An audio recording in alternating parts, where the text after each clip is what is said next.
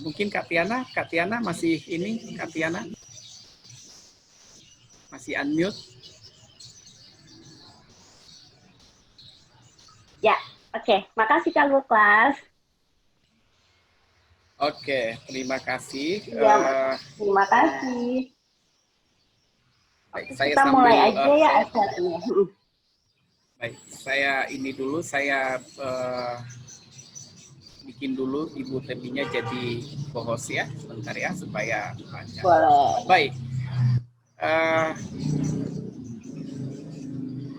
baik teman-teman, adik-adik semua yang ada di Kalimantan, terima kasih tetap bergabung dengan kita sampai dengan hari ini di Virtual Youth Congress Youth Forum Cluster Kutai Barat 2. Hari ini kita akan mendapat materi tentang perlindungan anak dari kekerasan dari sudut pandang Kristiani yang akan disampaikan oleh Ibu Septemi Lakawa. Teman-teman semuanya dan terutama yang datang dari yang sudah memfasilitasi kita di pagi hari ini dari Rumah Faye. Mereka yang tergabung dengan Youth Congress pada hari ini secara virtual adalah pusat pengembangan anak dari gereja-gereja mitra dari berbagai aliran di Kalimantan Timur, ada dari Kutai Barat, ada dari Samarinda, ada juga dari Kalimantan tadi dari Kalimantan Timur, maaf, Kalimantan Barat itu ada dari Singkawang, ada dari Pontianak, ada dari Sintang, dan ada dari oh iya, ketiga itu ya, gitu ya, maaf sampai 4 tadi. Jadi mereka berusia mulai dari ada 14 tahun. Jadi yang akan menjadi audiens di hari ini adalah anak-anak usia 14 tahun ke atas, mungkin ada juga yang ikut 13 tahun, kemudian ada beberapa pendeta penanggung jawab di pusat pengembangan anak, ada mentor-mentor anak, ada juga tutor gitu ya, mentor-mentor anak ini, kemudian ada juga staf perlindungan anak yang menangani tentang tindakan prevensi dan juga penanganan kasus-kasus perlindungan anak yang ada di mitra kami. Kira-kira begitu Ibu Temi tentang audiens kita di menjelang siang hari ini untuk kami Indonesia Tengah. Baik, Bapak Ibu semua, teman-teman, adik-adik, saya akan perkenalkan pembicara kita hari ini, yaitu Ibu Septemi Lakawa. Beliau saat ini adalah Ketua Sekolah Tinggi Filsafat Teologi Jakarta. Kalau dulu disebut sebagai STT Jakarta, jadi teman-teman kalau mau jadi pendeta, begitu ya, belajar ke STFT Jakarta. Gitu ya. Beliau adalah Ketua Sekolah STFT Jakarta dan dosen di sana mengajar dengan keahlian studi misi, teologi feminis dan teologi trauma. Selain di STFT Jakarta yang saya dapat tentang info tentang beliau adalah sebagai anggota board di Wahana Visi Indonesia. Selain itu juga menjadi pendeta di Gereja Protestan di Sulawesi Tenggara. Mungkin nanti kita bisa beliau bisa perkenalkan diri lebih jelas lagi untuk kita semua. Saya Gokla Siregar dari fasilitator PPA ini menyerahkan kesempatan kepada Ibu Temi Lakagawa. Silakan. Silakan. Terima kasih. Saya bisa share screen? Ya, silakan Bu, silakan. Udah kelihatan?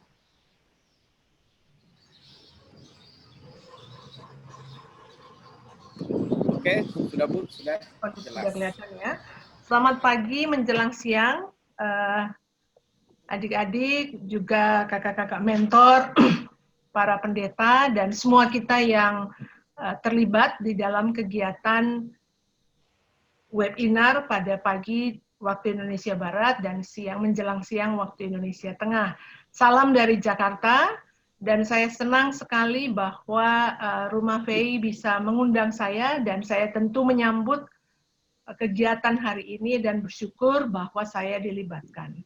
Apalagi saya tidak pernah memikirkan bisa sampai ke Kalimantan, ke semua wilayah Kalimantan dalam waktu yang sesingkat ini.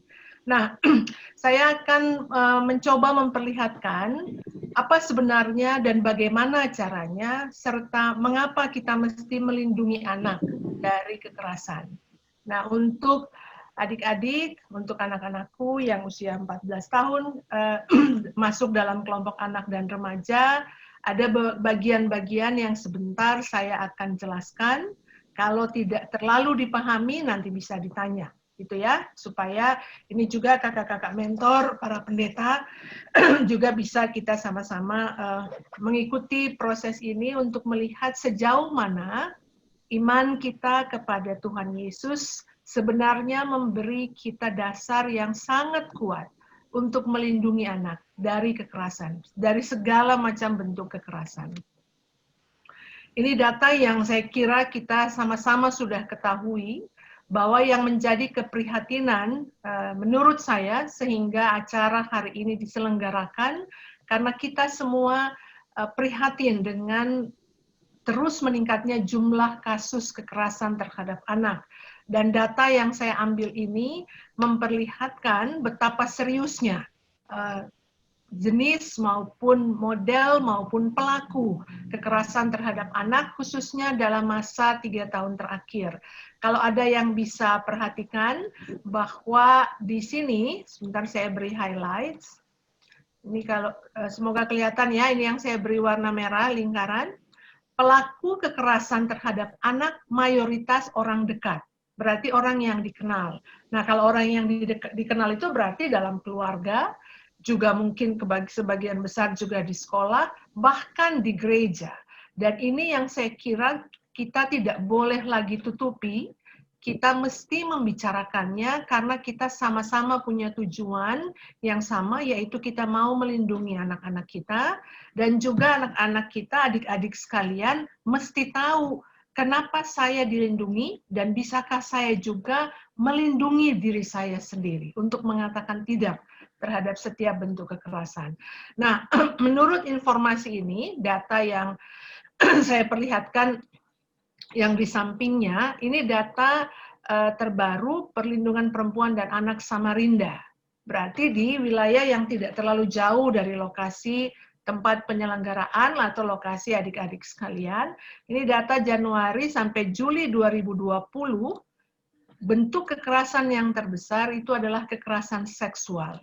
Nah, artinya siapapun anak itu menjadi sangat rentan terhadap perilaku kekerasan seksual dan juga kekerasan fisik dan kekerasan emosional. Kita dibully, dihina, dan seterusnya, dan bentuk kekerasan lain. Dan oleh karena itu, jika di Kalimantan saja kasusnya seperti ini, dan ini pun data dari untuk wilayah Kalimantan, kita bisa bayangkan data untuk wilayah seluruh Indonesia. Maka saya bisa mengatakan bahwa realitas atau kenyataan kasus kekerasan terhadap anak sudah sangat urgen, mesti kita respons. Dan saya dalam hampir 1 tahun sekarang, sejak awal tahun kemarin, sejak pertengahan tahun kemarin, saya setiap minggu kalau membaca koran, itu saya beri perhatian berapa kasus kekerasan terhadap perempuan dan anak. Dan dalam setiap minggu minimal 3 kali berita. Dalam 3 hari itu pasti ada kasus kekerasan terhadap perempuan dan anak. Dan oleh karena itu, saya kira kita pagi ini, bahkan sebelum selesainya materi saya mengundang kita di dalam hati kita untuk mengatakan bahwa tak satu pun kita, anak maupun dewasa, layak diperlakukan sebagai korban kekerasan. Dan alasannya itu kuat sekali di dalam ajaran iman kita. Nah, kalau kasus ini sedemikian rupa, maka menurut saya kekerasan terhadap anak pernah ada masanya dianggap sesuatu yang luar biasa. Kalau kita yang usia 30 atau 40 tahun ke atas sekarang, mengingat kasus Ari Hanggara. Pada saat itu, tahun 80-an, Indonesia dikagetkan bahwa ada kekerasan fisik, siksaan terhadap anak yang luar biasa. Dan kita kaget sekali. Tapi pada beberapa tahun terakhir, semakin meluas dan beragamnya bentuk kekerasan terhadap anak, mulai timbul sikap bahwa kekerasan itu dianggap biasa. Dan ketika kekerasan mulai dianggap hal yang biasa, akibatnya sangat memprihatinkan. Anak akan mengalami trauma bertahun-tahun. Dan oleh karena anak mengalami trauma dan jarang ada proses untuk pemulihan trauma, anak yang sudah menjadi korban menjadi sangat rentan untuk menjadi korban lagi, bahkan anak itu bisa menjadi pelaku kekerasan. Nah, kalau begini yang terjadi dan sedang terjadi, maka akibatnya kekerasan itu akan dianggap biasa, perilaku kekerasan dibiarkan, cara kita berkomunikasi dengan bentuk kekerasan diizinkan dan dianggap lumrah. Akibatnya yang paling menakutkan, lahirlah komunitas di dalamnya ada anak, ada keluarga yang traumatis dan penuh kekerasan. Dan saya kira kita tidak mau ini.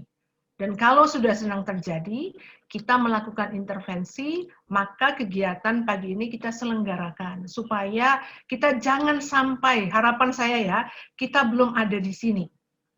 Dan kalau kita belum ada di sini, kita masih punya banyak harapan untuk bisa mencegahnya. Kalau sudah ada tanda-tanda kita menuju sebuah komunitas yang menganggap kekerasan itu biasa, keluarga yang orang tuanya menjadi pelaku kekerasan, atau orang yang dikenal anak menjadi pelaku kekerasan, dibiarkan dan tidak ditindak secara hukum, kalau kita sudah berada dalam situasi seperti itu, kita tetap harus memberlakukan upaya-upaya untuk tidak memungkinkan hal-hal seperti itu menjadi lebih luas.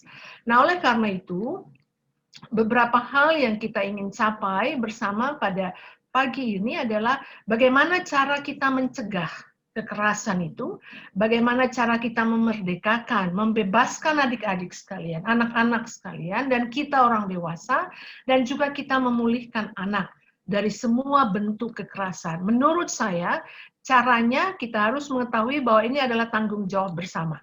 Bukan hanya tanggung jawab negara, bukan hanya tanggung jawab masyarakat, tetapi juga komunitas agama, kita semua ada di dalamnya pada saat ini, tanggung jawab keluarga, orang tua, bahkan anak. Dan anak kita mesti, adik-adik ya, kita mesti membangun keinginan kuat dalam diri kita, bahwa tak satu pun kita layak menjadi korban kekerasan. Tak satu pun kita. Dan oleh karena itu, tak satu pun kita dibenarkan untuk melakukan kekerasan. Itu prinsip yang paling dasar dari ajaran kita. Ajaran dalam iman Kristen, kasihilah sesamamu manusia seperti dirimu sendiri.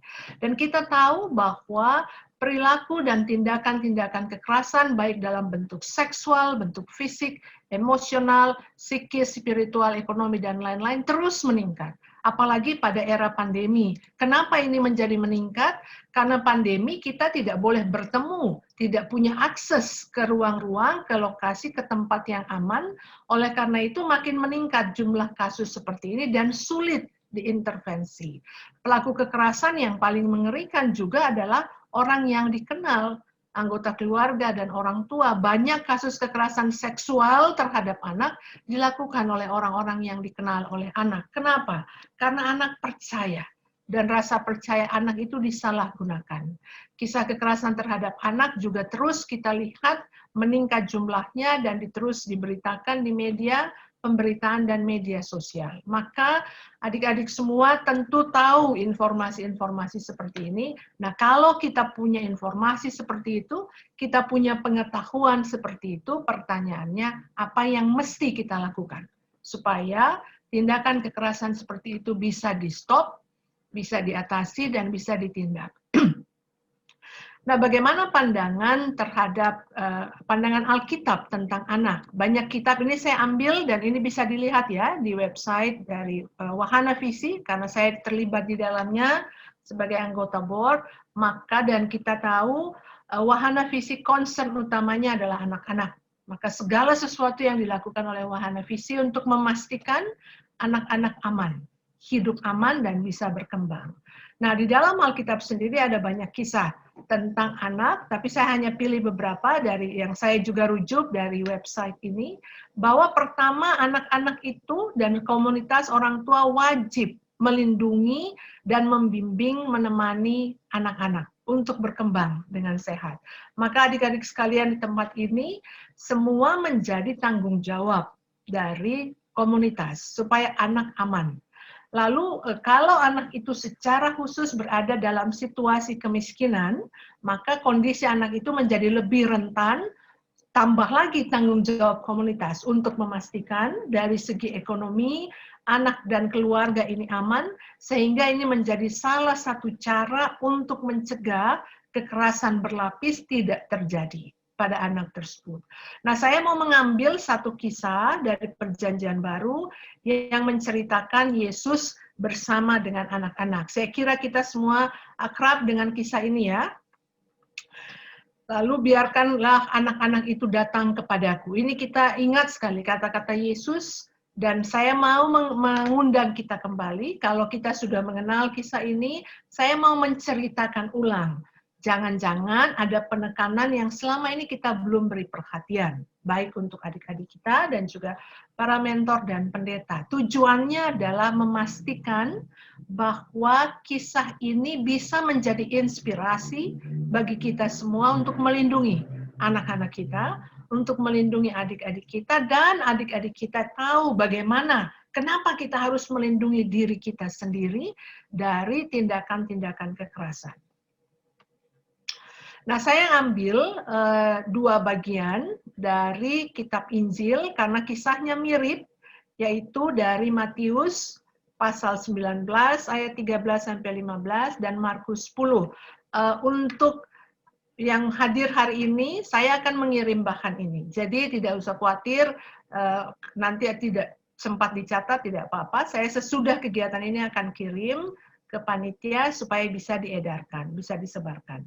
Nah, saya membacanya dua bersama-sama di dalam ilmu teologi. Ini yang kita sebut sinopsis. Jadi 3 Injil yang pertama, Matius, Markus, dan Lukas, biasanya menceritakan banyak kisah yang sama. Nah, oleh karena itu saya ambil 2, Matius dan Markus. Nah, pada Injil Matius, ini semuanya sama kisahnya yang diceritakan ya, tapi seringkali kalau kita menceritakan sebuah peristiwa yang sama, kan kita tidak berarti fokus pada 1 atau 2 hal yang sama. Kita bisa menceritakan, misalnya sebentar sesudah kegiatan webinar ini selesai, adik-adik pulang, lalu ada yang tanya, apa yang ada tadi? Mungkin ada yang ingat, oh, Ibu Pendeta itu ceritanya macam-macam, banyak yang saya tidak paham, misalnya. Lalu ada yang bilang, oh, Ibu Pendeta itu pakai baju merah. Ya kan? Semuanya benar, tapi tidak semuanya menceritakan hal yang sama. Nah, demikian juga dengan kitab Injil. Para penulis Injil itu bercerita hal yang sama ketika Yesus bertemu dengan anak-anak, tetapi penekanan mereka tidak sama. Nah, saya mau mengundang adik-adik sekalian, mari kita membayangkan bahwa pada suatu hari Yesus ada di Kalimantan. Itu ya, lalu kakak-kakak mentor dan orang tua adik-adik mau supaya adik-adik sekalian ketemu dengan Tuhan Yesus. Tapi Tuhan Yesus itu diblok. Di samping-sampingnya Tuhan Yesus itu murid-muridnya. Lalu murid-murid bilang kan, jangan bawa anak-anak itu pada Tuhan Yesus. Ini.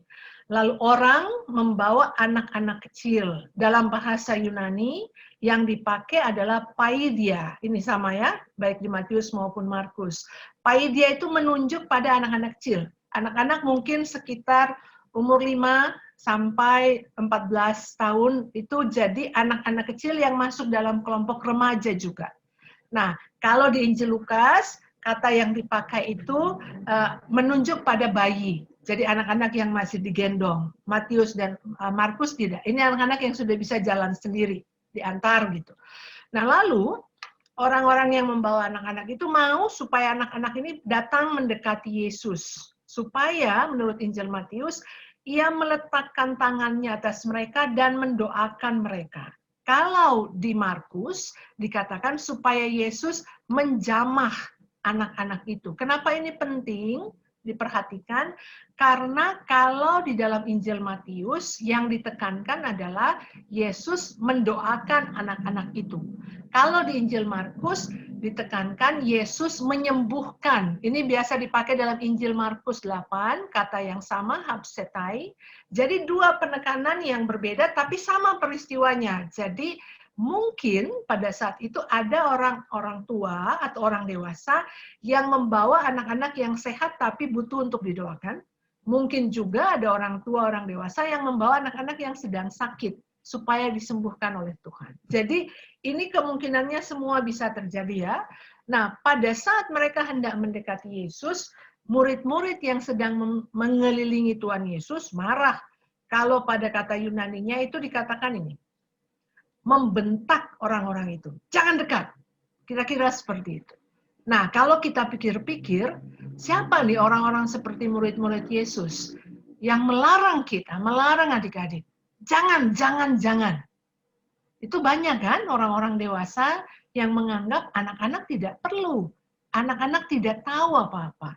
Jadi orang-orang dewasa, orang-orang tua, kemungkinan dari anak-anak ini yang hendak membawa anak-anak mereka pada Tuhan, justru dibentak supaya jangan datang mendekati Tuhan.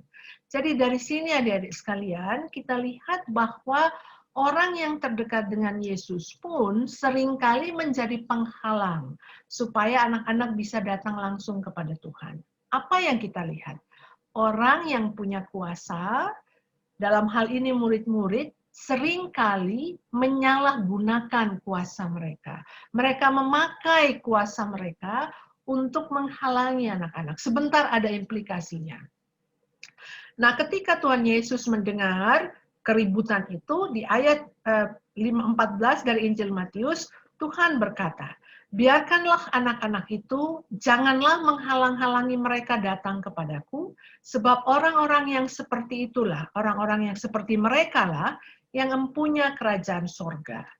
Nah, pada ayat 14 dari Injil Markus, kalau di sini kan dibilang Tuhan Yesus berkata kan, jadi kita tidak tahu Tuhan Yesus marah atau tidak. Nah, Injil Markus mengingatkan kita, waktu itu Yesus marah karena para murid itu membentak orang-orang dewasa yang membawa anak-anak itu. Dan pasti anak-anak dengar kan, pada saat itu ketika orang-orang yang membawa mereka dibentak. Dan Tuhan marah kepada para murid.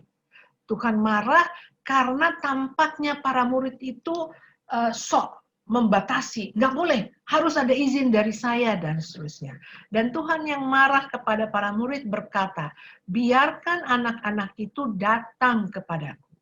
Jadi lihat ya, di sini Tuhan bilang, biarkan mereka datang, jangan menghalang-halangi mereka. Ini sama, biarkan mereka datang, jangan menghalang-halangi. Jadi Tuhan memberi penekanan 2 kali. Biarkan anak-anak itu datang, jangan menghalangi. Betapa tegasnya Tuhan untuk mengatakan anak-anak itu berharga untukku. Karena itu, biarkan mereka datang dan jangan menghalangi. Kenapa? Di sini sangat penting adik-adik sekalian, saya mau kalian dengar, kenapa Tuhan mau anak-anak adik-adik sekalian datang langsung pada Tuhan. Sebab orang-orang yang seperti itulah yang empunya kerajaan Allah. Sebab orang-orang seperti itulah yang empunya kerajaan Allah. Di keduanya dilihatkan di sini ya. Sebab merekalah yang orang-orang seperti anak-anak itulah yang empunya kerajaan Allah. Jadi kalau kita mau mencari tahu kerajaan Allah itu apa sih? Siapa? Di mana? Kedua Injil ini mengatakan, lihat anak-anak itu. Kalau kalian menyambut anak-anak itu, kalian menyambut kerajaan Allah. Jadi, kalau untuk iman Kristen, kenapa kita perlu melindungi anak-anak? Karena anak-anak adalah tanda hadirnya kerajaan Allah. Kalau di dalam sebuah keluarga, anak-anak menjadi korban kekerasan, adik-adik sekalian, saudara-saudariku, di dalam keluarga itu tidak ada wujud kerajaan Allah. Begitu pentingnya anak-anak. Dan kita tidak boleh main-main dengan upaya kita untuk melindungi anak-anak. Karena kalau kita melindungi anak-anak, itu tanda bahwa kita melindungi kehidupan yang Tuhan nyatakan sebagai tanda dari kerajaan Allah. Nah, di bagian akhir dari kedua Injil ini dikatakan, lalu ia, Yesus, meletakkan tangannya atas mereka. Di Injil Markus, lalu ia memeluk anak-anak itu dan sambil meletakkan tangannya atas mereka, ia memberkati mereka. Ini adalah ritual Tuhan ketika ia bertemu dengan anak-anak. Jadi ini jarang sekali kita lihat kalau Tuhan bertemu dengan orang dewasa. Ya, jadi ia memeluk. Kata ini jarang dipakai kalau Tuhan bertemu dengan orang dewasa. Kenapa ia memeluk anak-anak?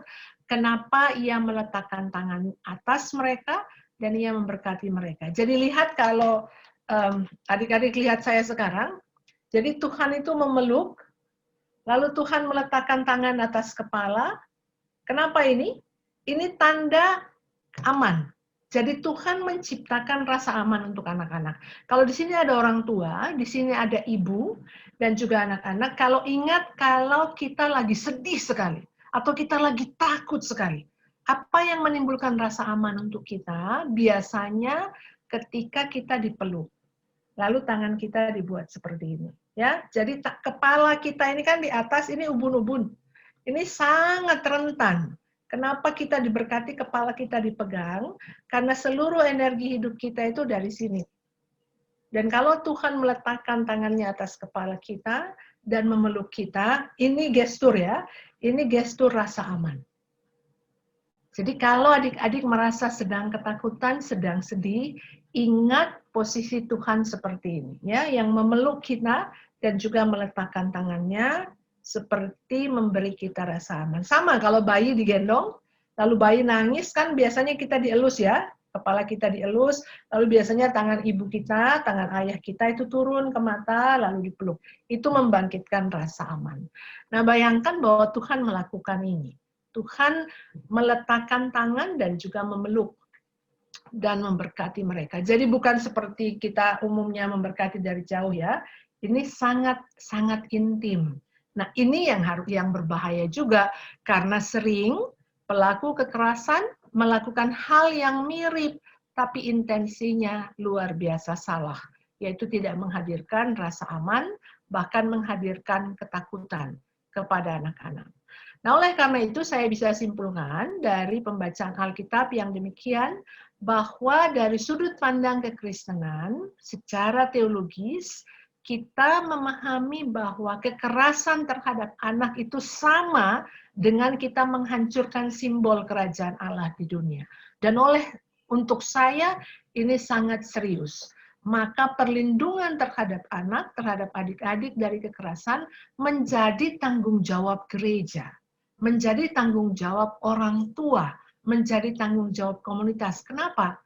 Kalau kita mau, ini secara iman Kristen ya, kalau kita mau mengalami kehadiran kerajaan Allah di dunia, apa yang harus kita lakukan? Paling pertama, lindungi anak-anak. Itu aja. Jadi kita bukan mengatakan yang luar biasa dan tidak. Kalau anak-anak bisa seperti ini ya, lihat foto yang saya sengaja pilih ini, bisa dilihat semua ya. Ini kan anak-anak rasa aman, gembira, bisa memancing, bahkan anak-anak bisa, lihat, bayangkan, kalau orang dewasa kan kita takut sekali duduk di ujung ini, kan bisa jatuh. Gitu. Tapi anak-anak aman, merasa aman, berani mengeksplorasi. Maka perasaan seperti itu yang harus muncul di dalam diri adik-adik sekalian. Nah, oleh karena itu, kekerasan terhadap anak kita tahu akan menghasilkan trauma yang akan mengganggu, bahkan merusak pemahaman diri yang paling mendasar dari sang anak, bahwa dia berharga, bahwa adik-adik sekalian berharga dan dikasihi Tuhan. Dan tanggung jawab orang dewasa untuk memastikan ini semua, bahwa adik-adik semua berharga dan dikasihi Tuhan. Ingat ketika Tuhan memeluk anak-anak itu, memeluk dan memberkati mereka, dan memberi rasa aman. Lalu anak-anak adalah tanda kerajaan Allah, dan oleh karena itu, kenapa anak-anak kita perlu lindungi? Karena kita mau memastikan kehidupan kita adalah cermin dari kehadiran kerajaan Allah yang salah satu tandanya memberi rasa aman pada anak-anak. Kenapa kita, dan lalu kenapa anak-anak yang Tuhan jadikan contoh? Ini, anak itu percaya pada orang-orang terdekatnya. Anak itu polos, apalagi pada usia antara bayi sampai 5 tahun ya. Itu sangat rentan. Kita harus memastikan anak-anak membangun rasa percayanya di ruang aman dan pada orang-orang yang tepat. Anak-anak percaya sepenuhnya, menerima tanpa pamrih. Ini sikap apa? Inilah sikap orang percaya. Percaya pada Tuhan. Dan yakin bahwa Tuhan menolong. Bayangkan kalau rasa percaya ini dihempas karena kekerasan. Hilang rasa percaya anak itu. Dan tugas kita orang dewasa menjadi lebih berat. Karena mesti memastikan anak-anak kita punya daya berpulih. Dan oleh karena itu kekerasan terhadap anak, kita mesti hindari, kita mesti cegah, kita mesti stop, karena kita mau supaya kita tidak kehilangan kesempatan mengalami kehadiran kerajaan Allah di bumi. Maka kalau adik-adik sekalian di sekolah, di rumah, dimanapun, menjadi korban kekerasan atau menjadi pelaku kekerasan atau tahu ada temannya yang menjadi korban kekerasan, adik-adik tidak boleh diam. Karena adik-adik sudah diberkati Tuhan, dan cari teman, cari mentor, keluarga, orang tua yang pasti aman untuk memastikan bahwa adik-adik tidak berada dalam situasi seperti itu. Nah, jika seorang anak atau lebih dari satu anak mengalami peristiwa kekerasan satu kali atau terus-menerus, itu akan menghasilkan rasa trauma atau menghasilkan pengalaman trauma yang luar biasa. Dan di sini saya tidak bahas secara spesifik ya, trauma terhadap anak, karena itu tidak mungkin cukup untuk webinar ini. Tapi saya mau memperlihatkan ada 3 tahap pemulihan trauma yang bisa kita terapkan untuk anak-anak. Salah satunya ada 3 itu. Yang pertama ini sangat penting. Kita nggak mungkin membangun proses pemulihan kalau anak tidak merasa aman dan tidak berada dalam situasi aman. Jika kekerasan terjadi dan dilakukan oleh orang yang dikenal anak itu, orang terdekat tinggal bersama anak itu, maka mesti ada intervensi. Anak itu mesti dikeluarkan dari lokasi kekerasan itu, dan kalau tidak memungkinkan, orang yang menjadi pelaku kekerasan itu yang harus dikeluarkan dari lokasi tersebut. Jadi anak mesti memiliki rasa aman dan stabil. Karena ini yang hilang kalau kekerasan itu terjadi. Kalau terjadi di ruang media sosial, ketika anak-anak berelasi melalui Facebook dan seterusnya, maka yang harus diintervensi adalah anak mengalami rasa aman bahkan di ruang-ruang media sosial dengan memastikan relasi dia dengan pelaku kekerasan itu dihentikan dalam ruang media sosial. Lalu anak mesti didampingi untuk menceritakan apa yang terjadi. Dan ini tentu tidak mudah, tapi inilah salah satu tahap. Anak baru mungkin bercerita kalau dia merasa aman. Kalau pelaku kekerasan tidak ada di sekitarnya.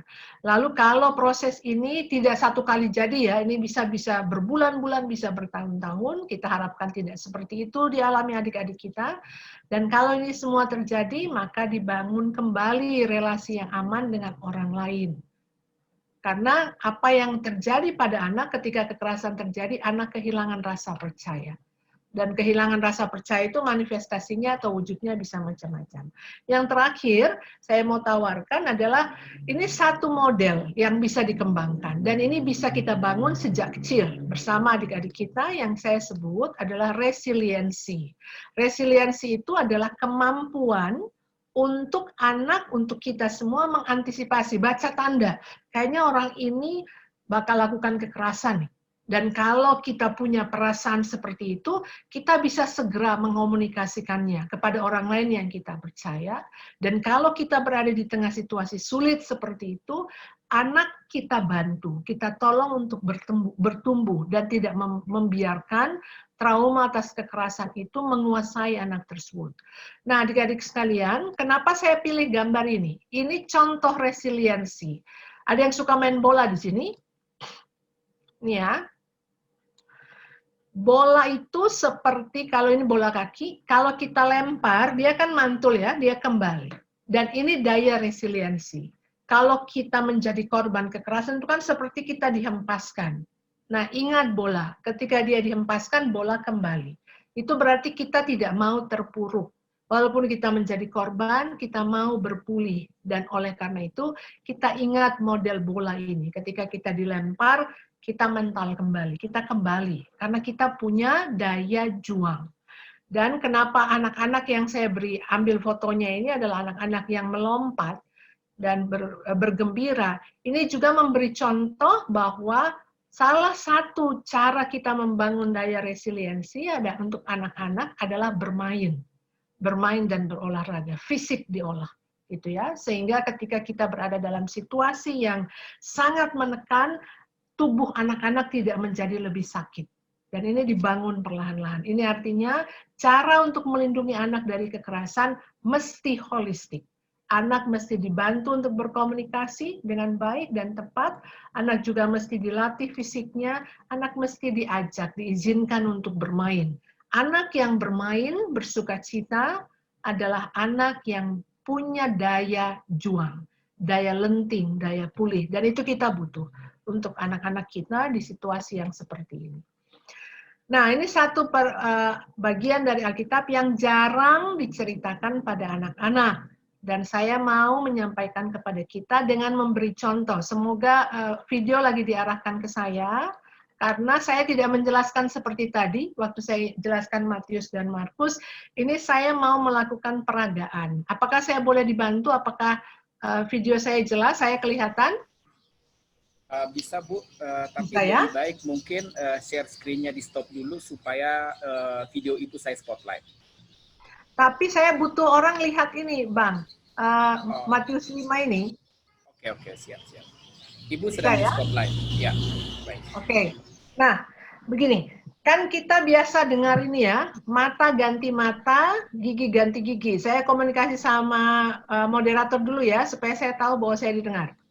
Kita biasa dengar ini, no? Ya.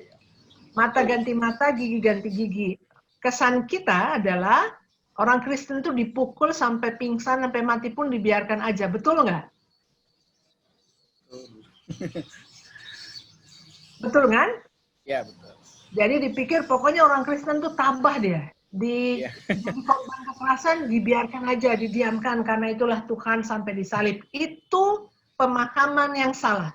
Dan saya mau adik-adik tidak boleh menyimpan pemahaman itu karena salah.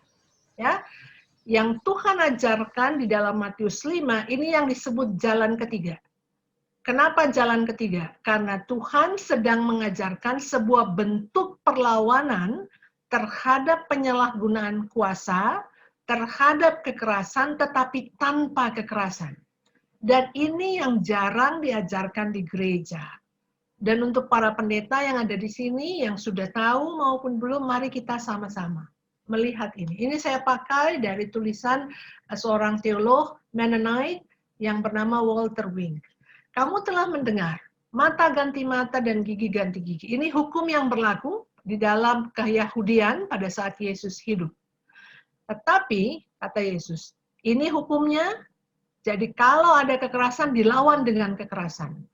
Tetapi aku berkata kepadamu, janganlah kamu melawan orang yang berbuat jahat kepadamu. Ini kan yang bilang, kalau gitu orang Kristen harus mengasihi, kalau ada kejahatan didoakan saja, ada kekerasan didoakan saja, tidak usah dilawan, tidak usah dicegah. Itu sangat salah. Yang Yesus mau, lawan, tetapi tanpa kekerasan. Bagaimana caranya? Dia kasih tip. Ini adalah cara Yesus mengajarkan jalan ketiga. Nah, contohnya begini. Atau begini ya, saya matikan, tapi apakah ada yang bisa sambil melihat Matius ini? Disiapkan? Bisa begitu, Bang? Oke, bisa bentar ya, Bu. Matius. Oke, ya. Saya stop dulu. Sebentar ya, Matius. Oke. Bisa ya? Bisa kelihatan? Ya, kelihatan. Oke. Nah, nanti dilihat kembali, bisa dilatih sama adik-adik ya. Saya hanya mau memberi contoh. Nah, pada Matius 5, ayat 39. Tetapi aku berkata kepadamu, janganlah kamu melawan orang yang berbuat jahat kepadamu, melainkan siapapun yang menampar pipi kananmu, berilah juga kepadanya pipi kirimu. Selama ini kita mengatakan, kalau ada yang menampar pipi kanan saya, udah sakit pun saya kasih aja pipi kiri saya, supaya makin sakit, yang penting saya tidak melawan dan itu tanda kasih. Sekali lagi saya katakan ini salah, Tuhan tidak mengajarkan itu. Yang Tuhan ajarkan begini, pada masa itu di dalam keyahudian, Tuhan ini sedang menggambarkan bagaimana praktik budaya antara seorang tuan dengan seorang budak atau hamba. Nah, kalau seorang tuan hendak menghukum hambanya, maka dikatakan, janganlah kamu melawan orang yang berbuat jahat kepadamu, melainkan siapapun yang menampar pipi kananmu. Kalau seorang tuan menampar hambanya, maka dia pasti menampar pipi kanannya. Ini kanan saya, bisa pegang pipi kanan kita semua masing-masing? Oke, terima kasih. Tapi, cara menampar dahulu itu bukan begini. Seorang tuan akan menampar pipi kanan hambanya pakai punggung tangan. Nah, kalau di depan kita, saya biasanya kasih contoh, ada orang latihan di depan kita. Nah, kalau orang di depan saya itu pipi kanannya kan berarti dari sini kan, maka saya akan menamparnya begini. Kenapa saya harus menampar seperti itu? Karena cara menampar dengan menggunakan punggung tangan memperlihatkan status sosial penampar yang lebih tinggi dari orang yang ditampar. Jadi, ini bukan asal menampar yang Tuhan Yesus ceritakan. Tuhan sedang memperlihatkan praktik kultur, praktik budaya, jika seorang tuan menampar hambanya, maka tuan dengan posisi yang lebih tinggi, secara budaya harus menghantam pakai punggung tangan. Ini sebenarnya menghantam yang menghina, sangat menghina dan merendahkan. Maka dia hantam. Kenapa Tuhan mengatakan, beri juga pipi kirimu? Kan pipi kanan yang dihantam kan? Kena. Coba kalau tuan itu menghantamnya begini, terus saya kasih pipi kiri, kena atau enggak? Pasti enggak kena kan? Coba ya, kalau saya hantam pipi kanan orang, kena, jatuh dia. Tapi Tuhan bilang, kasih lagi pipi kirimu. Terus kan kita bilang, ya udah balik aja cara namparnya. Tidak boleh secara budaya pada saat itu. Karena kalau saya mengubah cara saya menampar dengan memberikan telapak tangan, itu berarti saya mempermalukan posisi atau status sosial saya. Dan Tuhan Yesus tahu. Dan orang yang ditampar kan tidak punya kekuatan untuk mengatakan jangan. Inilah jalan ketiga Tuhan. Melawan perilaku kekerasan dan ketidakadilan, tanpa kekerasannya itu saya berikan pipi kiri. Kalau saya sedang semangat mau menampar kanan begini, kena, terus orang yang saya tampar memberikan pipi kirinya, saya kan punya kekuatan semua taruh di tangan, saya bisa jatuh. Itu pertama. Kedua, kalau saya mengubah cara saya menampar jadi begini supaya kena pipi kirinya, saya mempermalukan diri saya. Karena saya menyamakan posisi saya dengan hamba. Dan ini yang Tuhan mau. Lawan, tantang sistem yang tidak adil itu, tanpa saya melakukan kekerasan, sehingga pelaku kekerasan itu sadar bahwa dia sedang dipermalukan. Sampai situ bisa dipahami ya? Itu baru satu cara, yaitu menampar. Jadi, itulah arti kalau ada yang kasih pipi kanan, menampar pipi kanan, berikan pipi kiri. Artinya kita tidak tunduk di hadapan kekerasan. Kita melawan, tanpa kita melakukan kekerasan, dan pelaku kekerasan sistem yang tidak adil itu malu, karena terbuka kedoknya. Bagaimana ini pada kita anak-anak?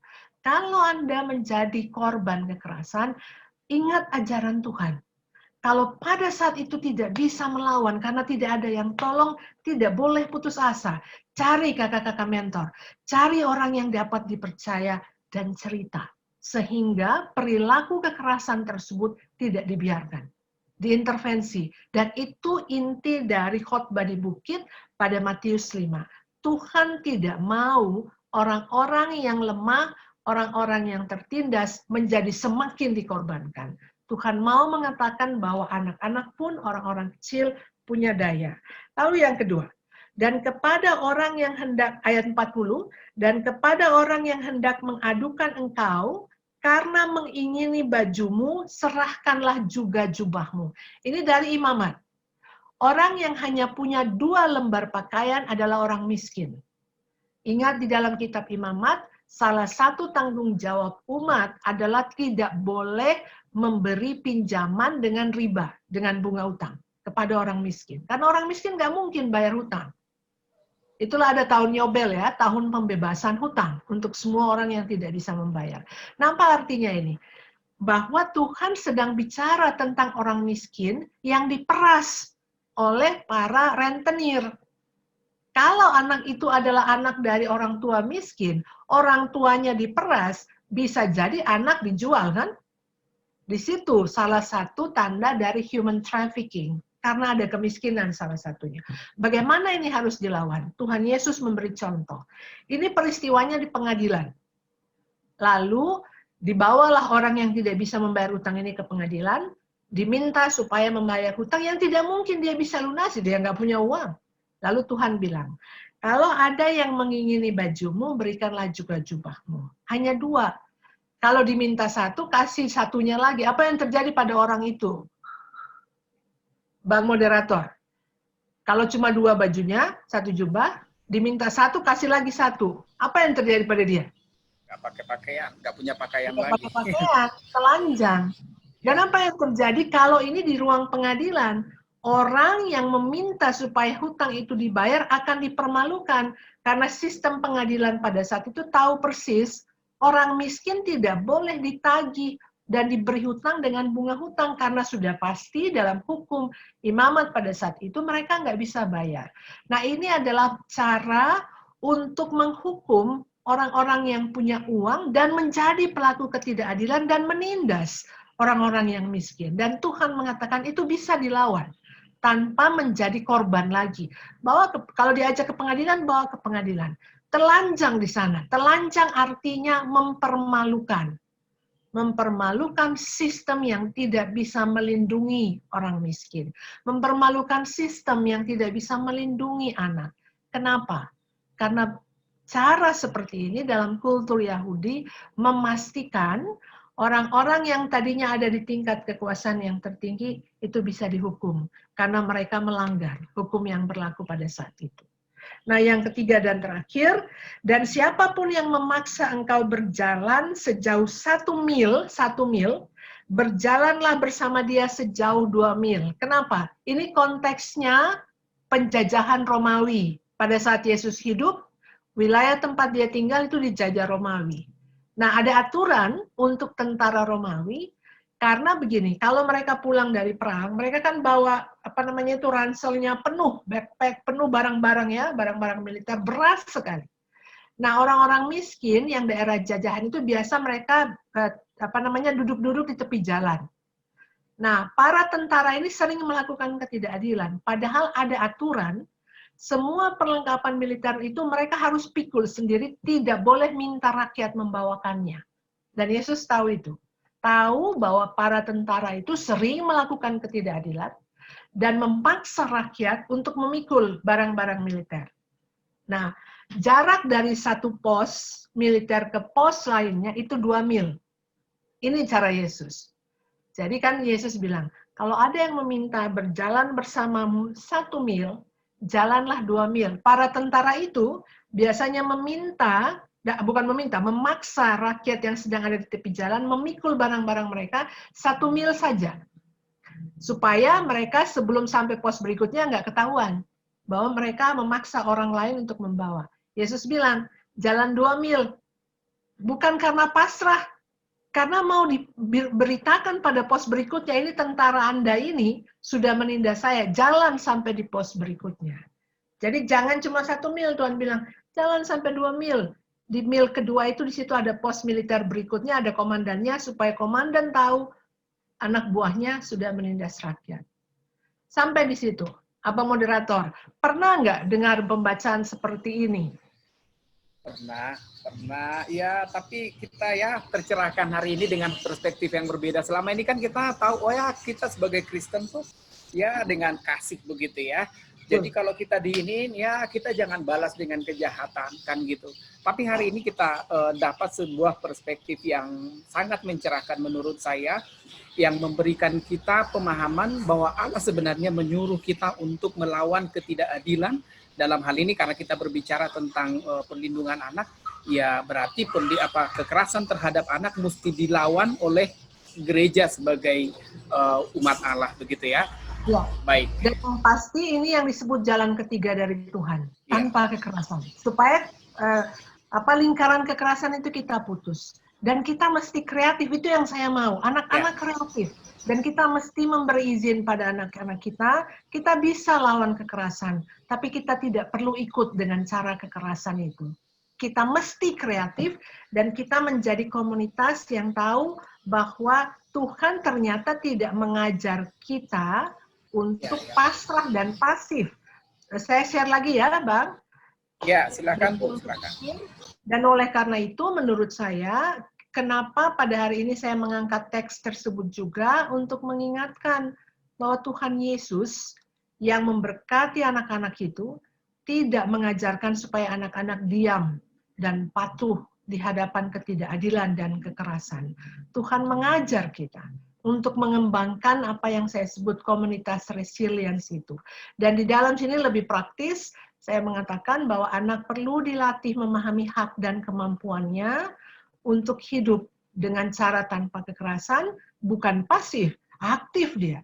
Dan melatih cara berkomunikasi yang efektif dan tanpa kekerasan dalam kehidupan sehari-hari, termasuk di medsos. Ini yang sedang dilakukan banyak pihak, saya ikut di dalamnya juga, dan saya kira kita semua mendesak supaya rancangan undang-undang penghapusan kekerasan seksual segera disahkan karena darurat situasi kekerasan seksual di negeri kita. Dan yang terakhir, ini contoh resiliensi ya, di tengah batu pun ada tumbuhan yang bisa hidup. Karena daya hidupnya itu. Jadi untuk orang tua perlu dilatih model parenting, pengasuhan yang tanpa kekerasan, anak dilatih keterampilan mengelola konflik tanpa kekerasan, tapi secara aktif memperlihatkan bentuk kekerasan dan ketidakadilan yang dialaminya. Anak perlu dilatih dalam rasa amannya untuk mengatakan tidak pada setiap bentuk kekerasan dan mengatakan ya pada setiap upaya untuk mencegah dan mengatasi kekerasan. Dan kita menyiapkan sumber-sumber, baik ajaran gereja, kurikulum sekolah, pelatihan yang dapat menolong keluarga dan anak membangun resiliensi tersebut. Seperti yang Tuhan ajarkan dalam Matius 5 dan juga di dalam pembacaan Matius dan Markus tadi. Jadilah anak-anak dan komunitas yang seperti bola, melenting, dilempar kembali dia, punya daya hidup, tumbuhan yang bertumbuh di tengah-tengah tanah yang sulit seperti itu. Demikian dari saya. Bang. Ya, terima kasih Ibu Septemila Kawa yang sudah memberikan pencerahan yang luar biasa bagi kita. Ya, saya pun lulus dari sekolah teologi masih dengan pemahaman yang berbeda tadi loh Bu, berikan pipi kanan, ya gitu ya. Tapi hari ini saya ya sangat dicerahkan. Baik, adik-adik semua, Bapak dan Ibu Pendeta dan juga anak-anak, staf perlindungan anak yang tergabung dalam webinar kita hari ini. Jika ada yang mau bertanya, mungkin bisa langsung aktifkan mikrofon, kemudian menyampaikan pertanyaannya supaya lebih baik. Ya, silahkan. Hello.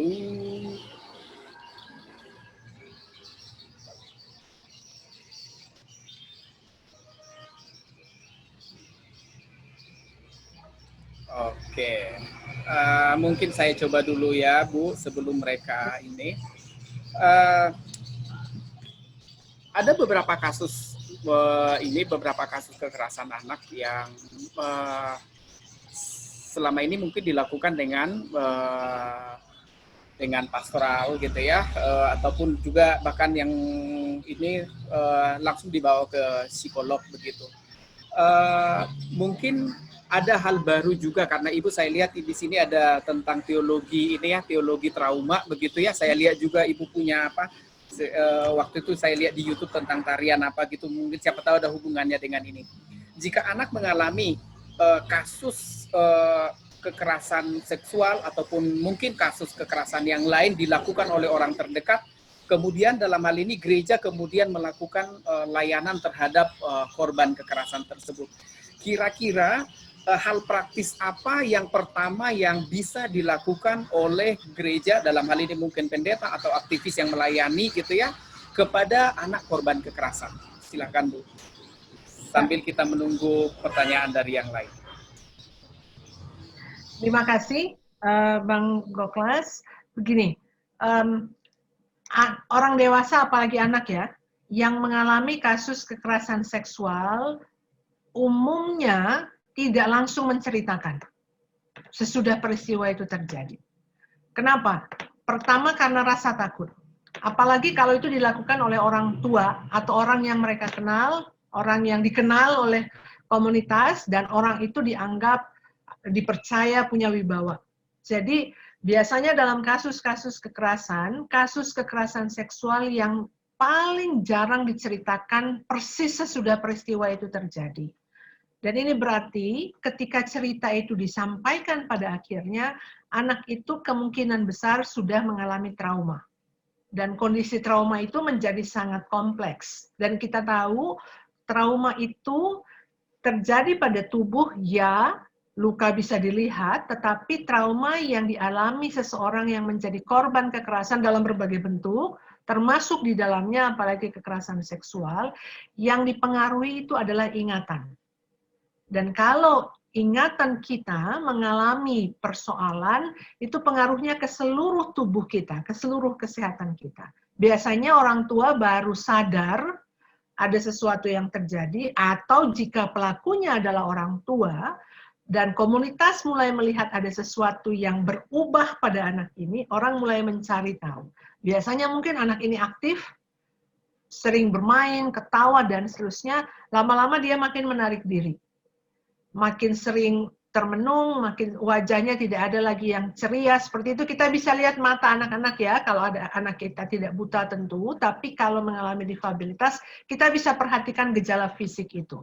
Nah, bagaimana ketika akhirnya cerita itu dimulai? Dalam banyak kasus kekerasan seksual, ada yang peristiwanya 2 tahun lalu, 3 tahun lalu, ada yang berulang. Gitu. Dan kalau ini datanglah kasus ini, si anak diantar berhadapan dengan pendeta. Untuk saran saya, yang paling pertama, kalau lihat dari 3 tahap pemulihan itu, adalah rasa aman. Karena begini, kita yang sekolah teologi, kita diberi skills, keterampilan pastoral. Tetapi tidak semua keterampilan pastoral itu dilengkapi dengan keterampilan konseling untuk trauma. Nah, ini yang susah-susah gampang. Oleh karena itu, kita perlu melakukan pendekatan yang holistik. Konseling pastoral kita sudah dilatih, tapi ada perspektif trauma yang kita belum dilatih. Maka perlu ada kerjasama dengan psikolog. Jangan sendiri-sendiri. Jadi share ilmu pengetahuan. Tapi yang penting kalau ada anak yang datang kepada pendeta, datang kepada kakak mentor, datang kepada orang yang dia percaya, satu hal mendasar. Jangan langsung mengatakan tidak percaya. Jangan langsung memperlihatkan ekspresi meragukan anak itu. Karena pada saat Anda melakukan itu, Anda mengusir anak itu sebenarnya. Jadi figur yang tadi, yang gestur dalam Yesus memeluk anak dan menyentuh kepala mereka, itu sengaja saya beri peragaan, ini sebenarnya mengingatkan bahwa tanggung jawab pertama dari pendamping, dari orang dewasa, dari gereja, ketika anak datang dengan caranya, anak kan tidak selalu datang dengan kata-kata ya, memberi kita simptom, gejala. Pertama yang harus kita perlihatkan adalah kita percaya pada anak itu. Bahwa kemudian ada sesuatu yang lain terjadi, itu soal lain. Kita mesti, dan anak itu mesti yakin bahwa satu kali saja saya memberi tanda, saya dipercaya. Dan itu penting untuk anak-anak. Itu dari saya, Pak Doklas. Jadi rasa aman, rasa percaya itu mesti dibangkitkan. Oke, terima kasih Bu. Saya lihat ada juga pertanyaan yang sudah terjawab tadi, karena ada yang bertanya bagaimana mengenali bahwa anak sudah mengalami kasus kekerasan. Tadi buat yang bertanya, sepertinya Ibu Temi tadi sudah jawab itu di awal, perubahan-perubahan perilaku tersebut, tadi riang atau mungkin tatapan mata gitu ya, itu yang bisa di ini. Kemudian yang kedua tadi adalah bahwa kalau dia sudah mengalami kekerasan, yang bisa kita lakukan yaitu tadi memberikan rasa aman, kemudian ya mempercayai dia, kemudian tidak mungkin menolaknya. Kadang kan kita mungkin ya karena pelakunya adalah seseorang yang aktif di gereja kan begitu ya, kemudian ini kayaknya kamu nih bohong nih begitu, itu bisa saja mungkin terjadi, atau mungkin dia aktivis di gereja ataupun penatua, kemudian ya dari gereja langsung mengatakan wah ini kayaknya nggak mungkin dia bisa melakukan itu. Tapi kita sebagai orang yang pro terhadap anak, ya dari pemaparan dari Ibu Temi tadi bahwa kita mesti membangun itu tadi, bahwa kita percaya kepada anak dan memberikan rasa aman, nyaman bagi dia. Bu, ada lagi pertanyaan begini. eh, tapi saya persingkat ya. Ini buat anak-anak ini mungkin kan tadi pelaku kekerasan itu adalah orang yang dekat dengan anak. Nah, anak sudah terlanjur dekat dan nyaman mungkin dengan orang ini, kemudian percaya gitu ya. Tapi ini mungkin tindakan preventif. Bagaimana bisa mengenali bahwa nih orang yang dekat dengan anak nih predator, misalnya predator seksual ataupun ya pelaku kekerasan, calon pelaku kekerasan dan berpotensi melakukan kekerasan terhadap anak. Kira-kira bagaimana, Bu? Silakan, Bu. Terima kasih. Ini saya kira pertanyaan yang sangat penting. Dan saya melalui penelitian, lalu juga melalui beberapa pendampingan dan pengalaman, sudah tiba pada kesimpulan, tentu ini belum final ya, bahwa anak sejak kecil mesti dilatih mengenali dan menghubungkan perasaannya, rasa dia, dengan pengalaman tubuhnya. Ini penting sekali untuk membangun intuisi. Intuisi itu adalah cara ketika hati kita kecil sekali itu bicara, memberi tanda pada kita. Pertama rasanya, misalnya ya, dan ini saya mau adik-adik perhatikan. Kenali tubuh kita, karena tubuh kita itu berkoneksi dengan otak kita dan rasa kita untuk memberi kita tanda, memberi signal.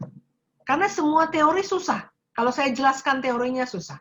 Kenapa kita perlu melatih? Pertama begini, kalau kita sejak kecil, anak itu dilatih mengatakan bahwa tubuh saya berharga dan tubuh saya ini sakral, baik tubuh anak perempuan maupun tubuh anak laki-laki. Berarti Tuhan memberi kita tanggung jawab untuk menghargai tubuh kita dan menghargai tubuh orang lain. Itu yang pertama, sangat simpel. Saya beri contoh. Kakak saya waktu itu masih kuliah di Australia, ponakan saya masih kecil. Umurnya 3-4 tahun kalau nggak salah. 4 atau 5 tahun.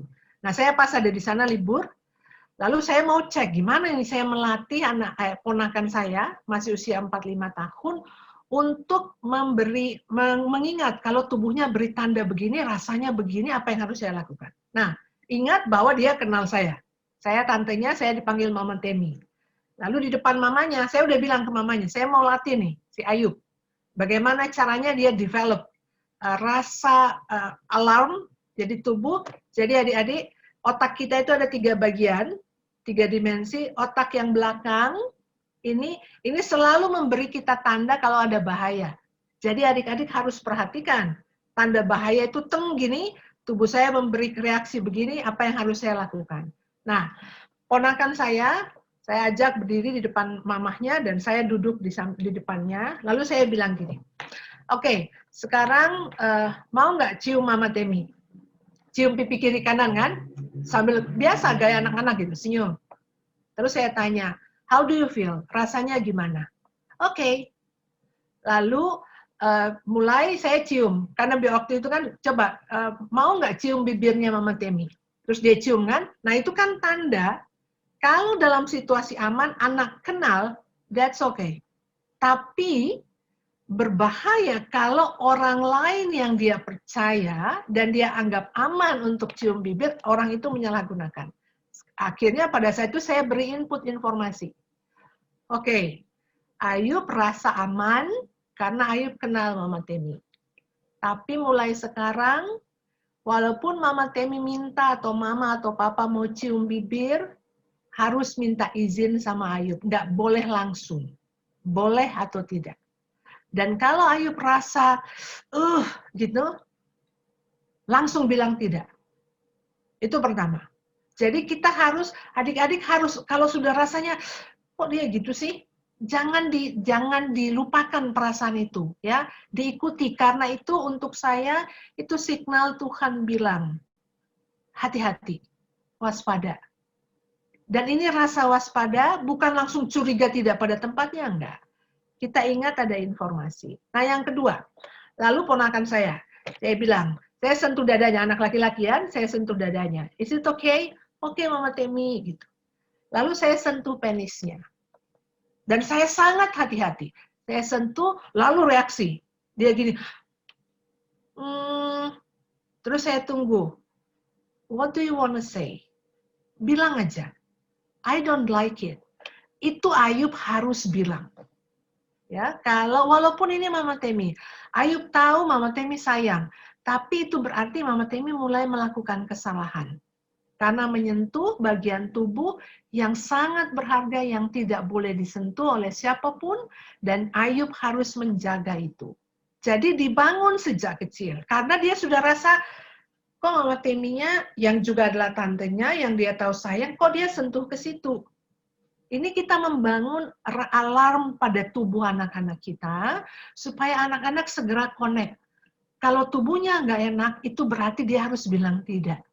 Dan kalau dia nggak bisa bilang tidak, dia tahu bahwa itu bukan salah dia. Kalau kemudian itu terjadi, ya, anak-anak nggak boleh merasa bersalah. Karena itu bukan salah anak-anak. Salah para pelaku kekerasan. Lalu kemudian saya balik, karena dia laki-laki, saya perempuan. Lalu saya minta, oke, sentuh tangannya Mama Temi. Terus saya bilang, oke. Lalu saya bilang, coba, mau sentuh yang mana lagi? Terus dia mau sentuh payudara, kan?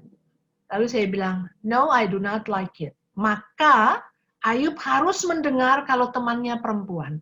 Kalau orang lain bilang no, harus berhenti. Jadi sejak kecil kita bangun daya ini, adik-adik sekalian. Kalau tubuh mulai merasa tidak nyaman, kalau ada orang yang bilang, kok dia bilang begitu ya, jangan dihapus perasaan itu. Tetap dilihat, kenapa ya saya rasa begini? Lalu kan kalau kita berada pada situasi kekerasan, orang yang kita percaya mengatakan nggak apa-apa dan seterusnya, selalu ingat bahwa adik-adik sekalian tahu itu salah, tapi adik-adik berada dalam situasi yang tidak memungkinkan untuk melawan, jangan putus asa. Ya, itu bukan kesalahan adik-adik. Tetap cari cara untuk kemudian keluar dari situasi itu dan bicara pada orang yang tepat. Nah, ini yang susah, cari orang yang tepat. Kalau pelaku kekerasannya adalah keluarga. Maka di sini ada kakak mentor, ada pendeta, ada banyak ya. Disinilah pentingnya menurut saya komunitas. Kalau tidak bisa cerita pada orang dewasa, cerita pada teman. Nah, temannya ini juga yang harus dilatih. Kalau ada teman kalian yang menceritakan, kalian tidak boleh langsung bilang, halu, tidak percaya, dan seterusnya, jangan. Karena penting anak-anak itu punya teman untuk bicara, sehingga hal ini bisa diatasi. Demikian dari saya, Pak Goklas. Oke, terima kasih Bu Temi. Saya masih banyak nih pertanyaan-pertanyaan dan saya pikir waktunya sangat singkat ya. Saya sudah duga ini. Di sini ada pertanyaan begini, mungkin sekali dua ya Bu. Mungkin mereka sudah melihat secara kasat mata bahwa nih anak-anak memiliki udah dipastikan mengalami kekerasan. Tapi kemudian anak tidak mau bercerita dan tidak terbuka terhadap mentor ataupun staf perlindungan anaknya. Bagaimana apa yang bisa dilakukan oleh staf perlindungan anak dan juga mentor ini untuk membujuk anak supaya bisa terbuka bercerita kepada mereka kalau mereka sudah tahu tadi bahwa ini kayaknya ciri-cirinya mengalami gitu ya. Kemudian mungkin sekalian yang kedua Bu, siapa tahu nanti lewat waktunya supaya Ibu ini. Kemudian yang kedua adalah bagaimana mempercepat atau yang membuat supaya resiliensi itu bisa cepat pada anak. Ya, silakan Bu. Oke, saya beri satu contoh ya. Anak itu, apalagi usia di bawah 14 tahun ya, banyak kasus kekerasan itu juga terjadi pada anak sejak anak itu masih sangat kecil. Dan begini, kalau kita perhatikan perkembangan kognisi anak tidak cukup punya kata, bahasa untuk menceritakan apa yang terjadi pada dia. Dan kalau orang dewasa, mentor mengharapkan anak menceritakan dengan kata, dengan detail, itu kita salah.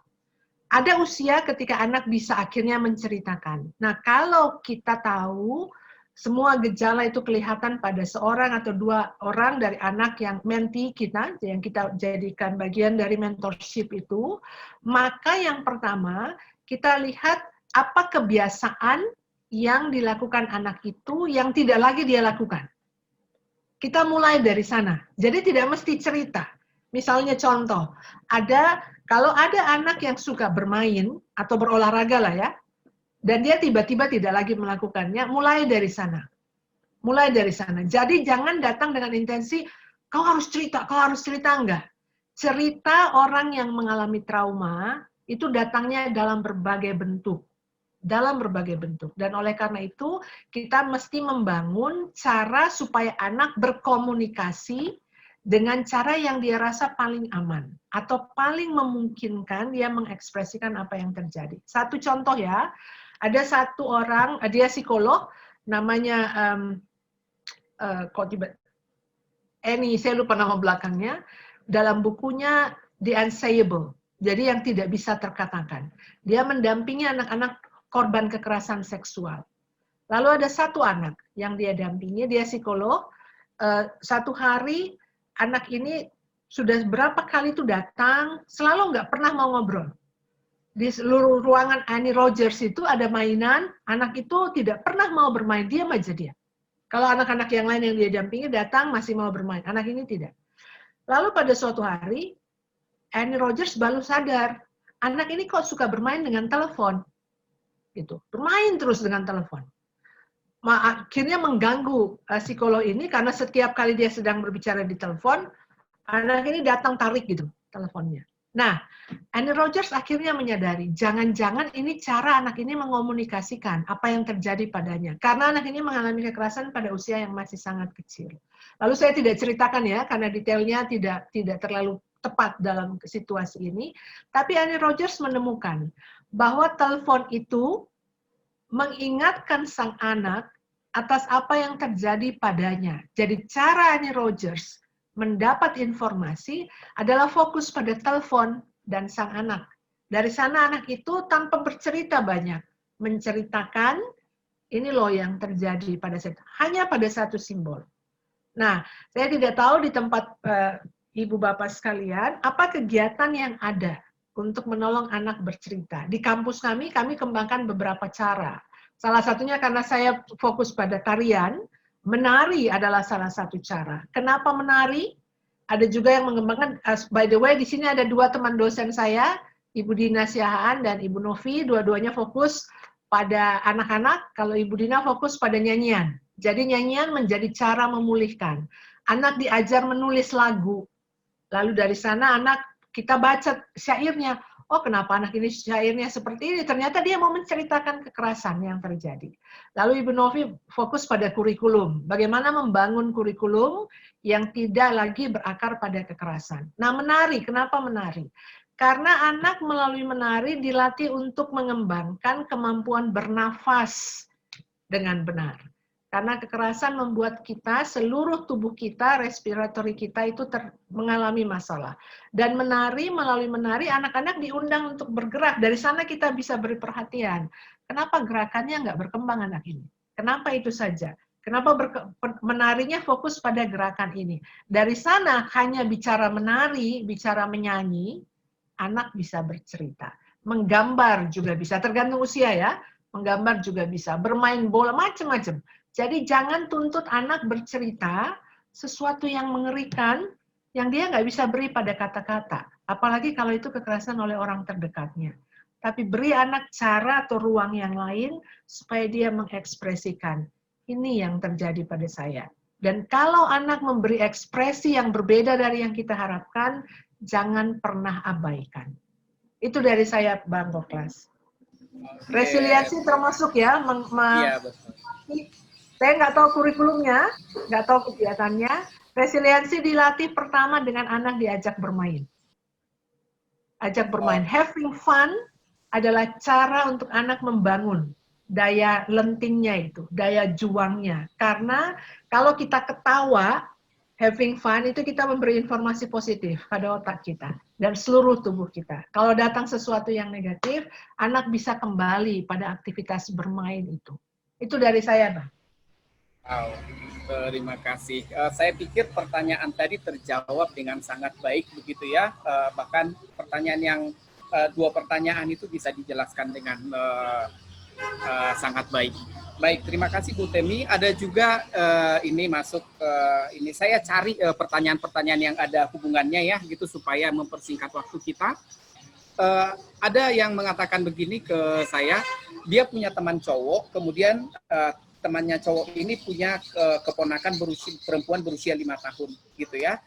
Si cowok ini seringkali mencium bibir anak perempuan ini, keponakannya itu, kemudian sering mempostingnya di Facebook gitu.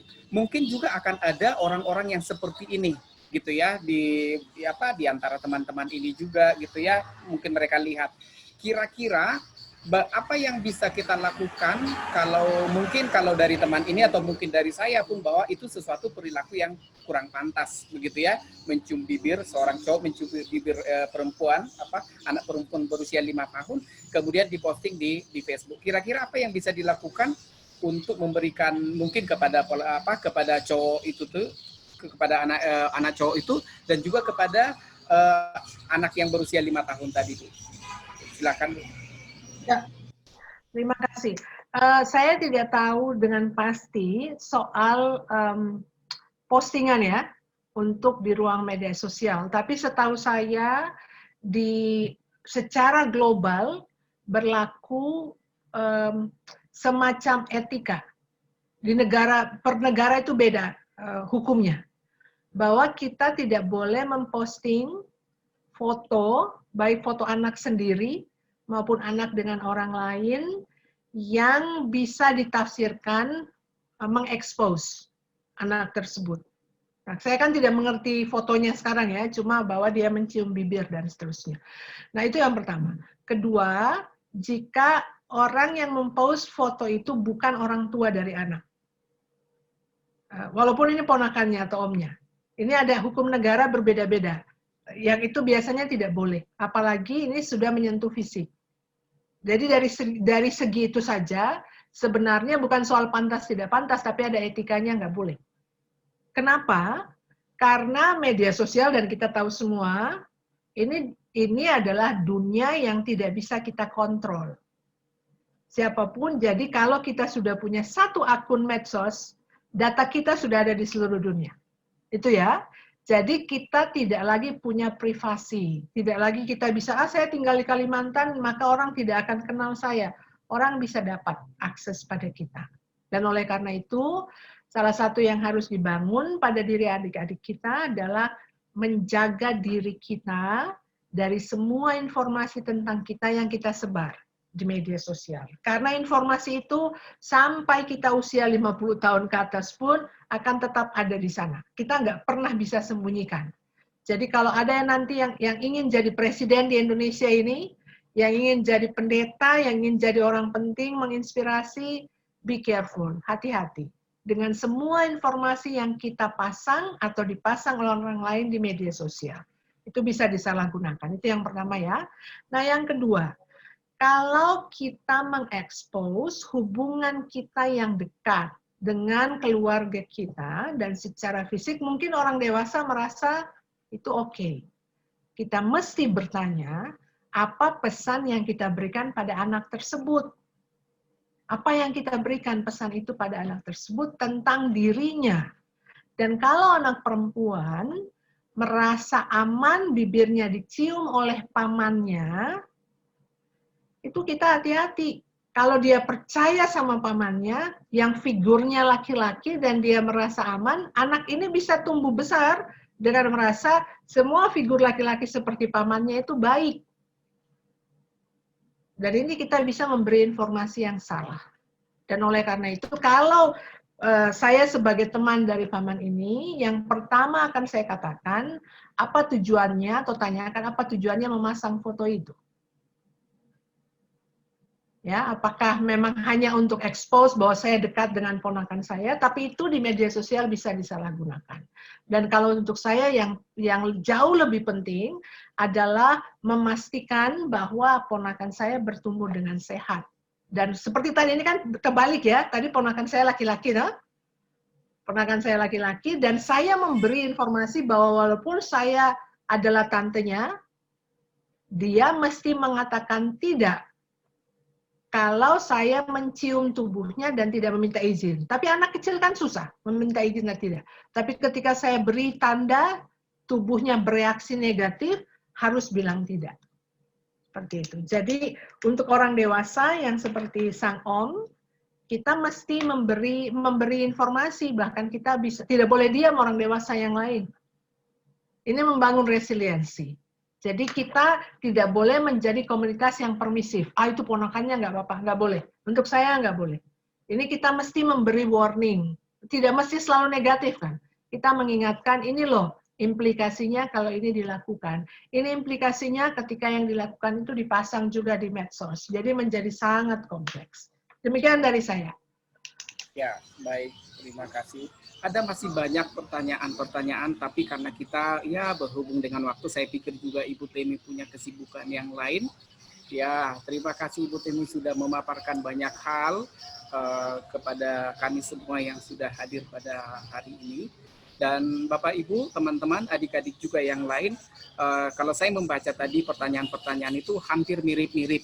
Jadi dari sisi saya mengatakan bahwa mungkin 90% pertanyaan teman-teman kalau tadi mendengarkan apa yang sudah dipaparkan oleh Ibu Temi, itu saya rasa bisa dijawab dan ada relasinya soalnya satu dengan yang lain.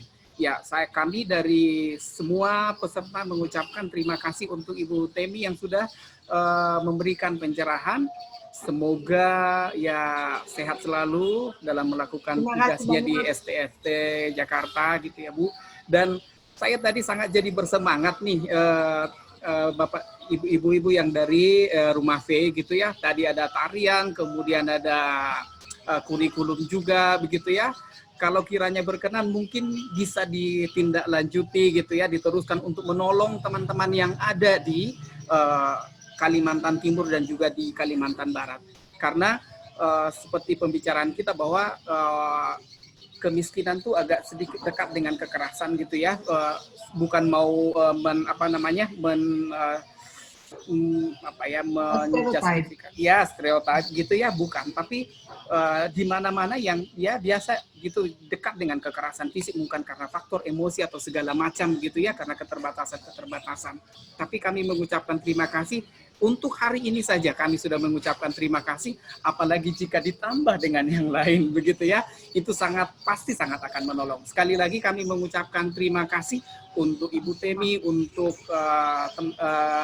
ibu-ibu juga dari Rumah V, dan mungkin teman-teman belum kenal Rumah V seperti apa dan bagaimana mereka. Saya persilahkan kepada Kak Fei Simanjuntak untuk memperkenalkan diri, untuk menyapa teman-teman yang ada di Kalimantan Timur dan Kalimantan Barat. Silakan Kak Fei. Iya, halo teman-teman. Mohon maaf banget tadi telat.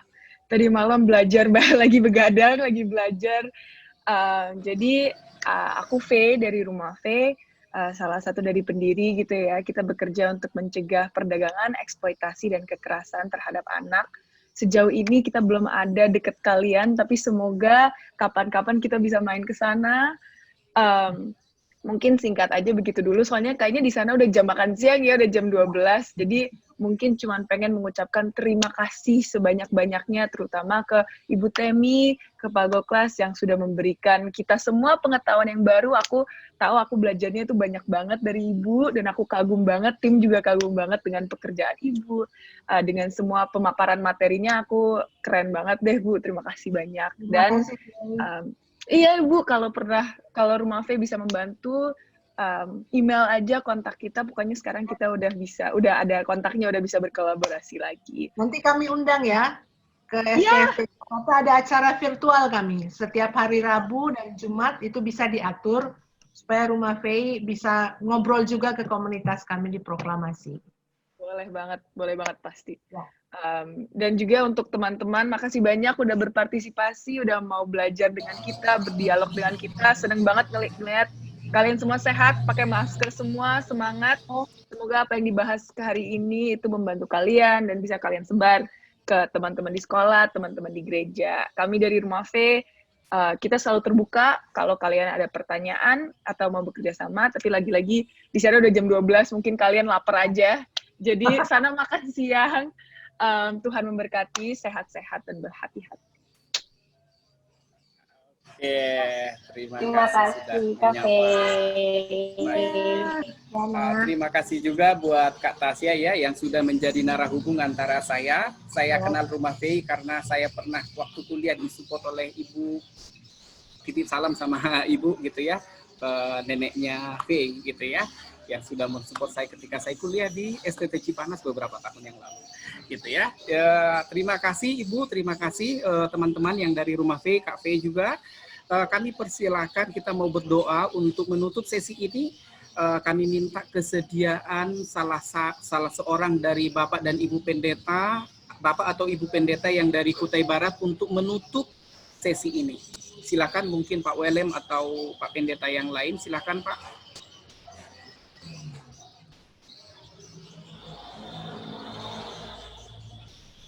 Adakah salah seorang Bapak dan Ibu Pendeta atau Ibu Pendeta, silakan mendoakan Rumah V atau juga beserta Ibu Temi narasumber kita, silakan.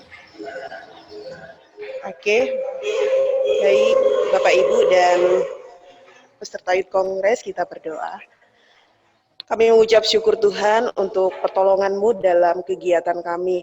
Walaupun dilakukan secara virtual, tapi kami sungguh merasakan kehadiran Tuhan di tengah-tengah kami. Terima kasih untuk pemahaman baru, terima kasih untuk ilmu yang Tuhan berikan bagi kami melalui narasumber kami, Ibu Temi, yang difasilitasi oleh Rumah V. Kiranya Tuhan memberkati mereka, biarlah Tuhan akan terus memakai mereka dalam pelayanan-pelayanan berikutnya, sehingga akan semakin banyak anak-anak yang terlindungi, akan semakin banyak terciptanya komunitas-komunitas baru yang lebih peduli lagi terhadap kehidupan anak-anak di negeri kami. Secara khusus bagi kami, pelayan anak dan anak-anak muda yang ada di Kutai Barat, kami akan semakin memiliki hati untuk mengasihi anak-anak, memberi diri kami untuk memberi yang terbaik bagi perkembangan anak-anak kami. Terima kasih Bapak. Kami mengucap syukur untuk pertemuan ini dan menutup sesi ini hanya di dalam nama Tuhan Yesus. Amin. Terima kasih. Ya, Sekali lagi terima kasih Bu Temi, terima kasih Terima kasih Kak V, Sebelumnya terima kita kasih mau Bu foto Nadia. dulu Kak Goklas, bisa? sebelumnya kita mau foto dulu ya. Baik, Halo. boleh diaktifkan dulu Ya. video-videonya mungkin yang belum. Teman-teman semua videonya boleh diaktifkan ya. Kita mau foto dulu, foto virtual. Jadi semua teman-teman kasih senyumnya, kasih semangatnya yang ceria. Kita mau foto. Kak Tiana, ini ada 100-an akun. Jadi nanti 4 kali senyum ya. Aku screenshotnya bakal 4 kali, soalnya ada 4 Oke. layar. Oke? 3. Jadi 4 kali gaya. Oke, Oke, siap. siap. Yang pertama ya. 1, Oke. 2, Yang pertama. 3. Oke, yang kedua. 1, 2. Oh, ada yang masih rapi-rapi. 1, 2, 3. Senyum. Yang ketiga. Belum kering ya. Ini satu lagi. 1. Gaya ketiga. Mana senyum manisnya? Teman-teman semua.